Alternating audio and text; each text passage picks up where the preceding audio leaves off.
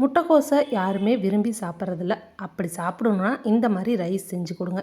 கடாயில் கொஞ்சமாக எண்ணெய் விட்டுட்டு கடுகு உளுத்தம்பருப்பு போட்டு பொரிஞ்சதுக்கப்புறமா சோம்பு, பெரிய வெங்காயம், பச்சை மிளகாய், கருவேப்பிலை, இஞ்சி பூண்டு பேஸ்ட், தக்காளி, கொஞ்சமாக சிக்கன் மசால் தூள், அதுக்கப்புறம் கொஞ்சம் சாம்பார் பொடி போட்டுக்கோங்க. நீங்கள் சாப்பரில் இந்த மாதிரி சாப் பண்ணி வச்சுருக்கிற முட்டைக்கோஸை சேர்த்துட்டு நல்லா கலந்து விடுங்க. மஞ்சத்தூள் வேணுனாலும் சேர்த்துக்கோங்க. இந்த மாதிரி முட்டைக்கோஸை சாப் பண்ணிட்டிங்கன்னா வேகிறது ரொம்பவே ஈஸி. கொஞ்சமாக தண்ணி ஊற்றிட்டு மூடி போட்டு வச்சுருங்க, கொஞ்சம் உப்பு போட்டு. அதுக்கப்புறமா பசங்களோட லஞ்சுக்கு இன்றைக்கி ஜூஸ் தான் கொடுத்துருந்தேன். மாதுளம்பழம் விற்கிற விலைக்கு எனக்கு ஒரு டம்ளர், உனக்கு ஒரு டம்ளர், இந்த கப் நிறைய கேட்டாங்க. 2 பேர்த்துக்கு பாதி பாதி ஊற்றி கொடுத்து விட்டாச்சு. இப்போ கேபேஜ் வந்துருச்சு. நல்லா கலந்து விட்டுட்டு தோசை ஊற்றி அது மேலேயும் ஸ்டஃப் பண்ணிவிட்டேன். சூப்பராக மசால் தோசை மாதிரி இருக்குதுன்னு சாப்பிட்டு போனாங்க.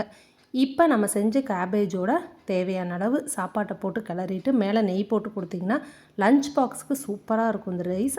அந்த கேபேஜோட வாசமும் வராது. கண்டிப்பாக ட்ரை பண்ணி பாருங்கள். தயிர் சாதம்